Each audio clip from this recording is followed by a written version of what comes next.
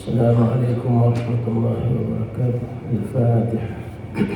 أعوذ بالله من الشيطان الرجيم. بسم الله. الحمد لله رب العالمين. إياك نعبد صراط الذين أنعمت عليهم غير المغضوب عليهم. الحمد لله رب العالمين، والصلاة والسلام على أشرف الأنبياء والمرسلين وعلى آله وأصحابه أجمعين. قل رب اشرح لي صدري ويسر لي أمري واحلل عقدة من لساني يفقهوا قولي. سبحانك لا علم لنا إلا ما علمتنا إنك أنت العليم الحكيم. ولا حول ولا قوة إلا بالله العلي العظيم. اللهم لا سهل إلا ما جعلته سهلا، وأنت تجعل الحزن والصعب إذا شئت سهلا يا رب العالمين. أما بعد. Alhamdulillah, malam ini dapat kita sambung kembali meja hadis 40 dan kitab Al-Wafi. Jadi kita masih lagi bincang hadis yang ke-30, iaitu batasan-batasan Allah dan perkara-perkara yang diharamkannya. Jadi kita berhenti pada muka surat 400.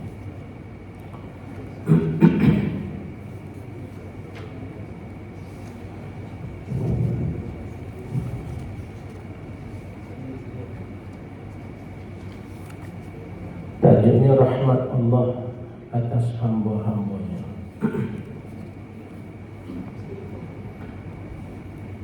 Rahmat ini maknanya kasih sayang Allah Subhanahu wa ta'ala terhadap hambanya. Nabi SAW dengan jelas mengatakan bahawa diamnya Allah atas hukum sesuatu perkara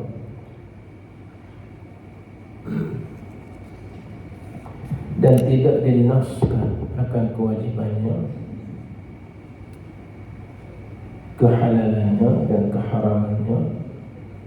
Adapun sesungguhnya ia adalah rahmat dan kasih sayang Allah ke atas hamba-hambanya.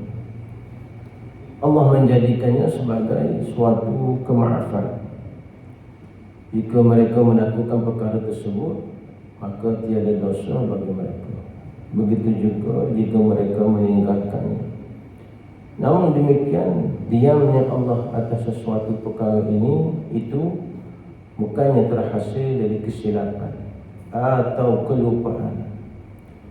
Maha tinggi dan maha besar Allah, dan maha suci Dia dari sifat-sifat kekurangan itu. Ini berdasarkan kepada hadis Nabi kita sallallahu alaihi wasallam, yang mana di ujung hadis yang kita bincang ni, Nabi kita sallallahu alaihi wasallam sebut wa sakata an asya'a rahmatan lakum ghayra nisyanin fala tabhasu anha. Maksudnya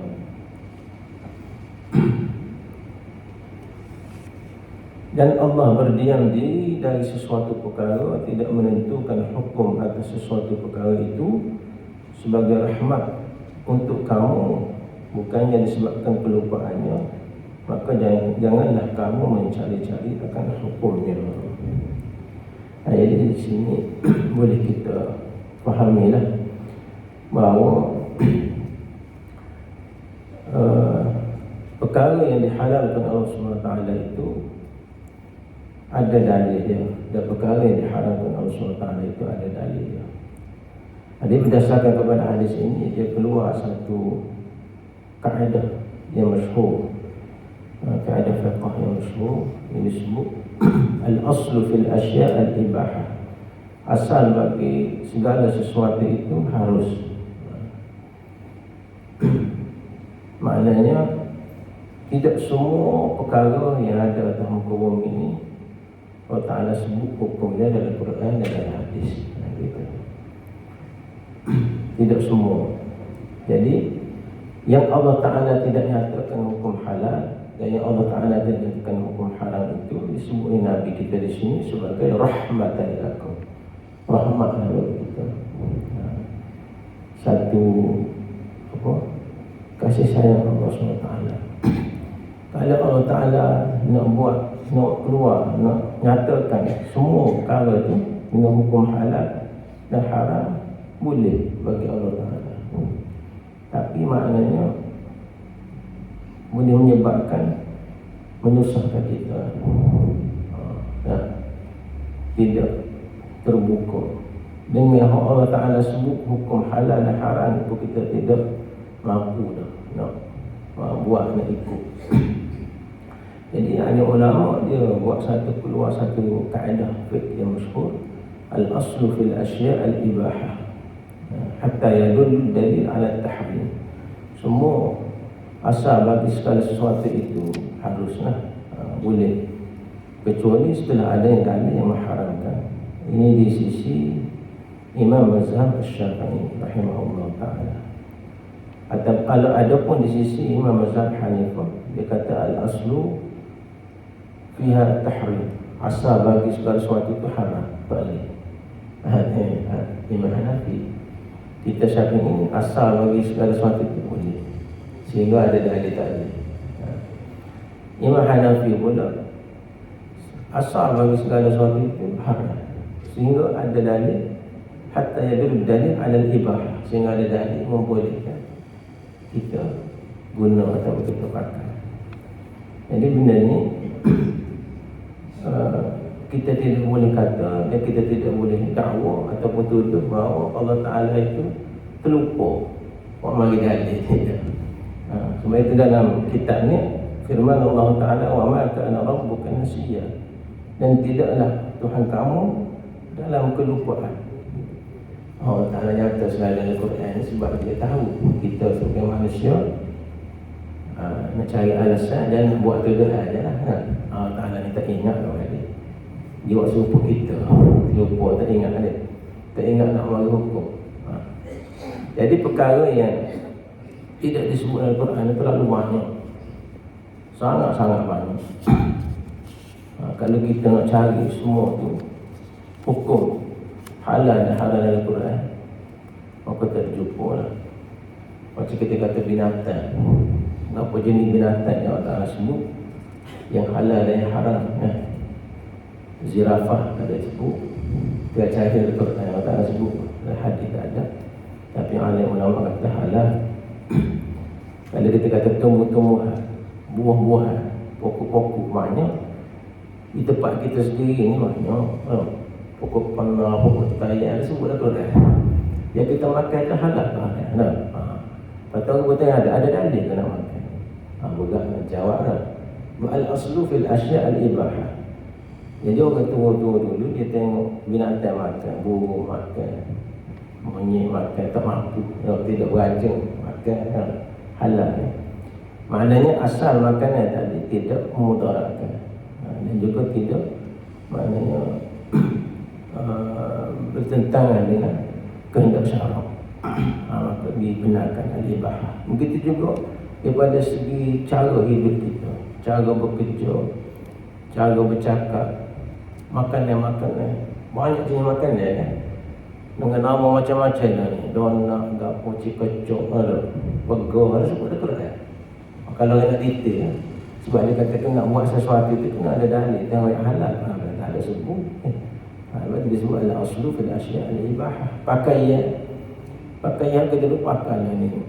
Banyak kan, baju Melayu, macam kurta, apa ni, t-shirt, macam-macam kan. Luar jin, tidak jin ada. Keluar dalam ada sebut dalam Quran. Tak ada lah. Al-aslu fil asya' al-ibahah. Maksudnya selama mana dia tidak menyalahi dalil syarak. Dan juga daripada segi kita kata alat komunikasi zaman dulu, maknanya telefon, handset, Facebook, Twitter, apa ada sebut dalam Quran. Kalau kita nak cari dalil lah, maknanya dalam mazhab kita Syafi'i, al-aslu fil asya' al-ibahah, harus. Begitu juga kita kata perubatan zaman kita, banyak bentuk-bentuk dan jenis perubatan, sama ada ubat dalam bentuk cecair ke beku ke timbulan ni, macam-macam jenis vaksin. Zaman Nabi ada tak ada?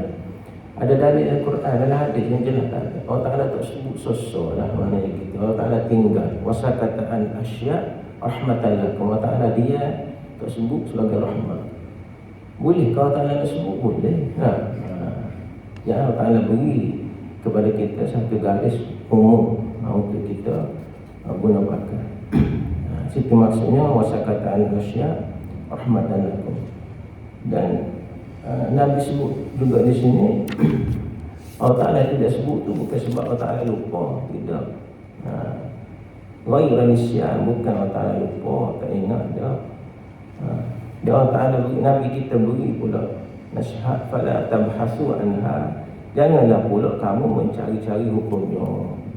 Tu cari pula, tu selidik pula, halal ke haram, halal ke haram, sehingga menyebabkan kita jadi ragu-ragu dan hatta yang boleh menyebabkan kita tak boleh nak guna, tak boleh nak pakai dan tak boleh nak makan benda tersebut. Firman Allah Subhanahu wa taala, qala ilmuha 'inda rabbi fi kitabillah yadhillu rabbi wa la yansa. Nabi Musa menjawab, pengetahuan mengenainya ada di sisi Tuhanku, tertulis di dalam semua kitab. Tuhanku tidak pernah keliru dan ia juga tidak pula lupa. Allah Ta'ala tidak bersifat dengan sifat lupa. Mustahil bagi Allah Ta'ala bersifat dengan sifat lupa. Bersifat dengan sifat lupa ni adalah kita sebagai manusia. Kita manusia yang lupa. Kadang-kadang orang tanya kita, kita tak ingat. Ayah dia dah cari benda. Anak dia tanya cari apa abah? Cari handset. Anak dia kata tu tanya abah. Dia tanya dia handset apa? Dia kata abah dia lah pergi lama ni. Nak royaknya gali, syok, lupa. Dia tanya dia. Dia banyak benda-benda kita lupa. Sebab itu Nabi kita juga sebut dalam hadis bagaimana orang sembahyang, dia boleh duduk dalam sembahyang, dia rakaat ketiga dia terlupa. Rakaat ketiga ke empat, tiga ke empat, Nabi sebut dalam hadis. Ni menunjukkan bahawa kita ni bersifat dengan sifat pelupa dan mudah lupa. Allah Ta'ala tidak bersifat dengan sifat lupa. Dia tidak sebut dalil-dalil keseluruhan perkara halal dan haramnya dalam kehidupan kita sebagai satu rahmat kepada kita, kasih sayang yang Allah Ta'ala kepada kita. Allah Ta'ala kata huwallazi khalaqa lakum ma fil ardi jami'an. Allah Ta'ala ciptakan bagi kamu apa sahaja yang ada atas muka bumi ini untuk kamu. Semua ada atas muka bumi ini untuk kita guna, untuk kita semua. Maka gunakanlah selama mana dia tidak memudaratkan kita. Dalam hadis lain Nabi kita sebut, setelah mana ada di kalangan sahabat dia tanya Nabi kita sallallahu alaihi wasallam beberapa perkara. Di riwayat Tirmizi, suatu hari dia jumpa Nabi, dia tanya anil jubni. Jubni ni keju. Dia tanya Nabi apa hukum keju. Orang Arab ni suka buat keju daripada susunya. Kalau kita pergi negeri Arab, tempat kita pun ada keju, kita makan dengan roti kan. Dia macam-macam jenis benda yang diperbuat daripada susu ni banyak macam-macam. Dia panggil jubna, labana, apa ni, susu, keju, macam-macam jenis. Hak jenis masan, macam-macam. Kalau nak cari Al-Quran hadis ada buku ni. Sahabat Nabi pernah tanya Nabi SAW, wasamin, lemak, wal-firaq, dia tanya berkait dengan kulit biri-biri kambing untuk buat pakaian. Nabi jawab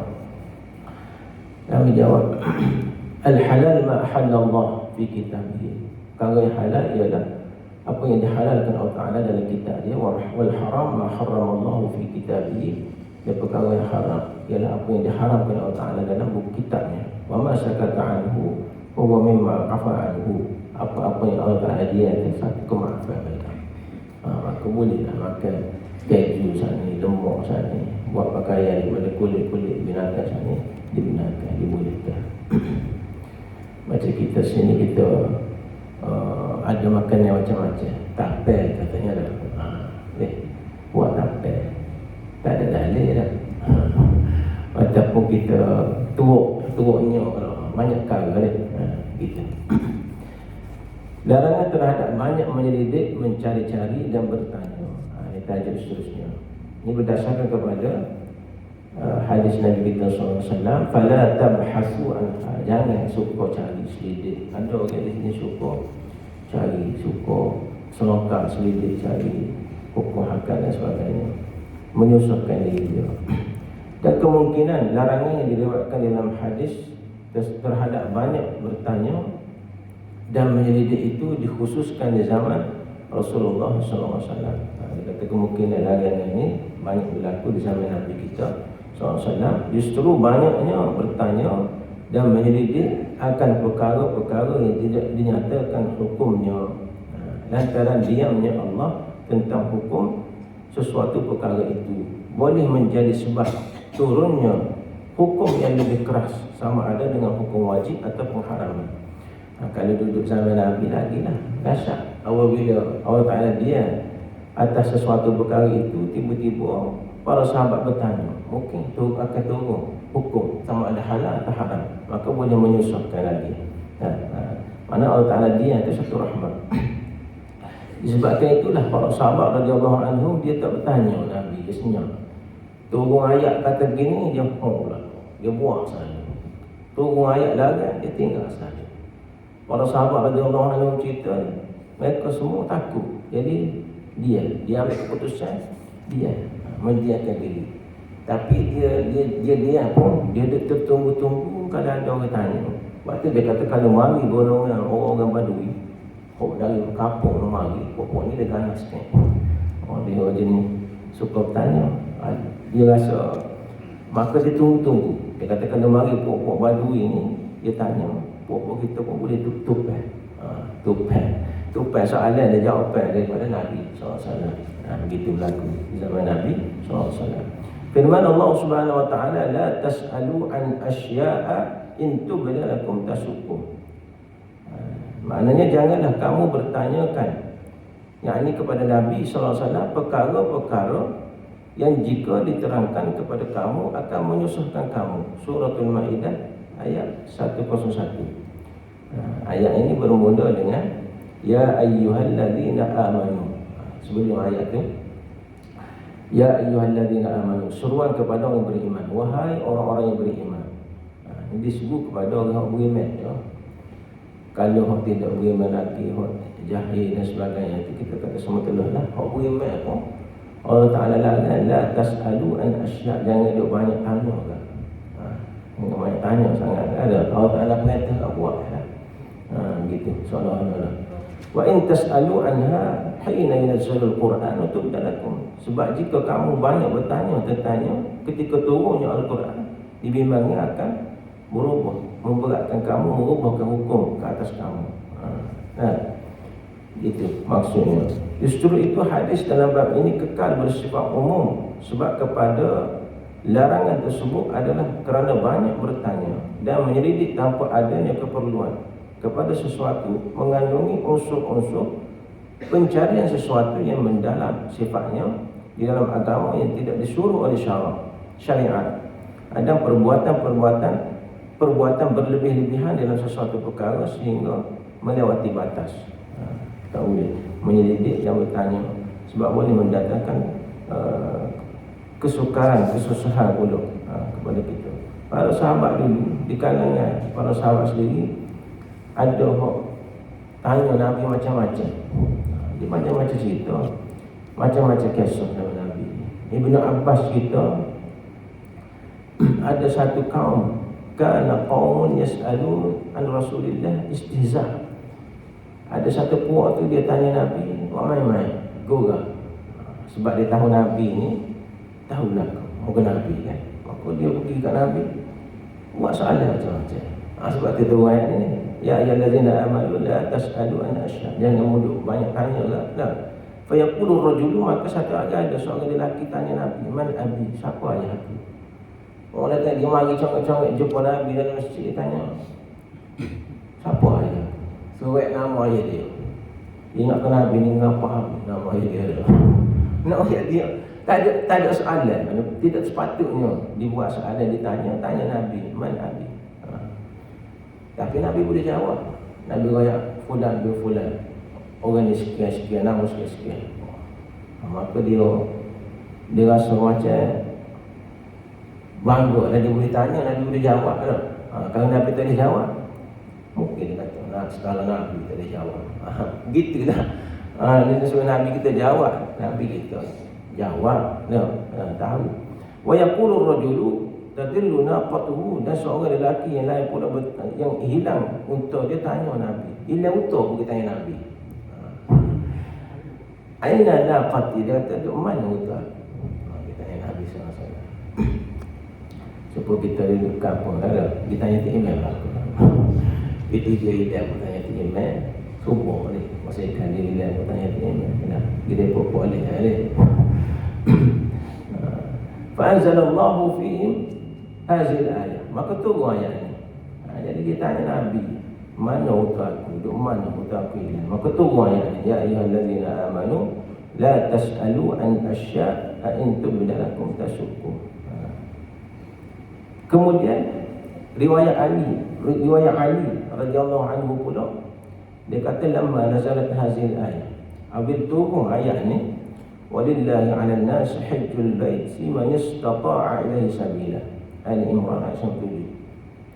Allah Ta'ala mewajibkan ibadat haji dengan mengunjungi Baitullah bagi orang yang mampu pergi ke sana. Itu ayat ni, walillahi 'alan nas hajjul bait man istata'a ilaihi sabila. Qalu ya Rasulullah, para sahabat dengar masa tu tanya lagi Nabi, afi kulli am, ya Rasulullah, wajib buat haji tu setiap tahun ke? Tanya. Bila Nabi baca ayat ni, turun ayat ni, wajib kata manusia itu yang orang Islam ni yang mampu mengerjakan haji. Dia tanya lagi, setiap tahun ke? Pasal kata Nabi dia tanya Nabi dia. Summa qalu, kemudian mereka berkata, afi kulli am, tanya lagi, setiap tahun ke? Faqala la, Nabi jawab tidak. Walau qultu na'am, kalau kata ya, la wajabat, nescaya wajib setiap tahun. Fa anzalallahu ya ayyuhallazina amanu la tas'alu an asya' in tubda lakum. Lalu tu ayat ni, wahai orang beriman, jangan kamu bertanya tentang sesuatu perkara itu yang boleh menyusahkan kamu. Daripada riwayat Abu Hurairah pula, Rasulullah bersabda, inna Allah kutiba alaikumul hajj. Inna Allah kataba alaikumul hajj. Allah Ta'ala memfardukan ke atas kamu haji. Nabi bersabda pada para sahabat, Nabi riwayat, Allah Ta'ala telah mewajibkan atas kamu mengerjakan ibadat haji. Faqala rajulun afi kulli amin ya Rasulullah. Berkata seorang lelaki, setiap tahun ke wahai Rasulullah? Fa'arada anhu, Nabi kepala.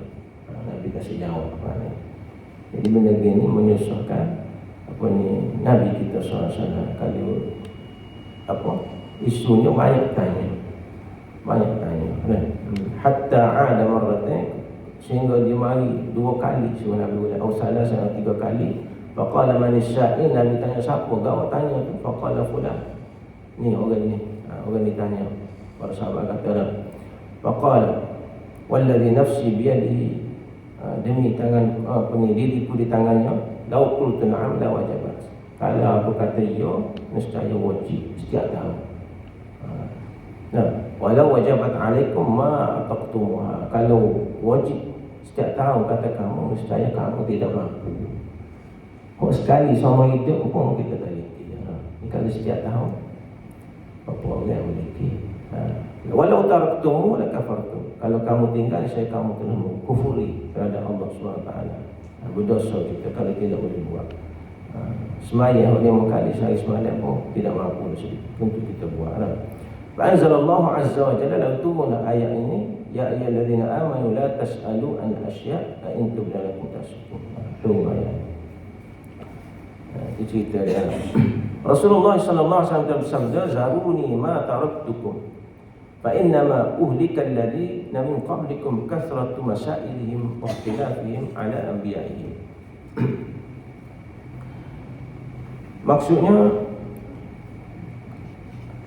kamu biarkanlah aku dengan apa yang telah aku tinggalkan untuk kamu, kerana sesungguhnya mereka yang sebelum kamu telah binasa disebabkan banyaknya pertanyaan dan pertelingkahan mereka terhadap nabi-nabi mereka. Yakni janganlah kamu bertanya-tanya tanpa perlu.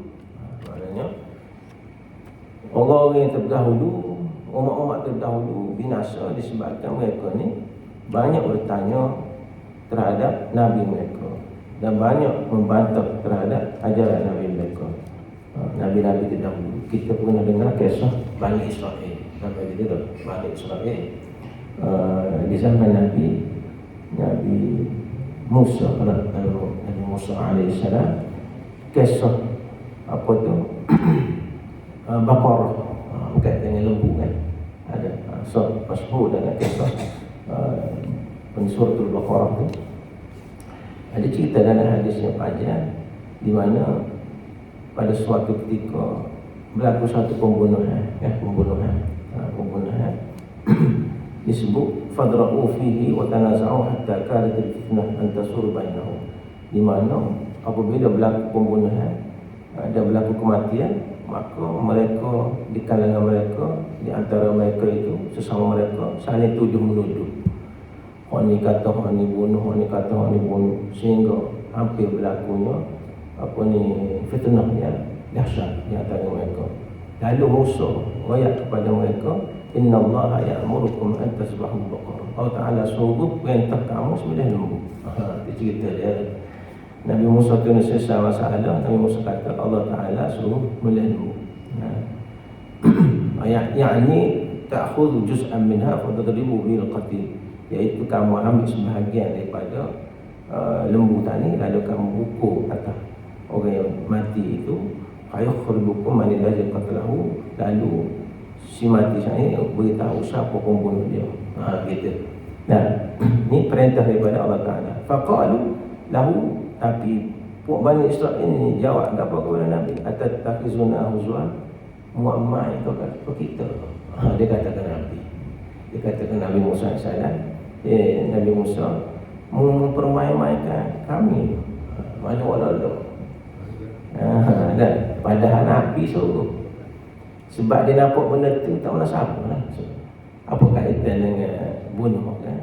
Ambil lembu, ambil sebahagian anggota lembu, katuk mayat ni lah. Tapi di sini pengajarannya maknanya apabila Nabi perintah ikutlah. Jangan ditanya. Walaupun kita fikir pada otak kita kita masuk akal, tak logik.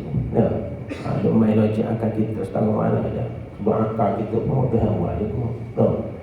Allah Ta'ala buat akal kita ni cerdik mana, sebijak mana kita pun Allah Ta'ala beri.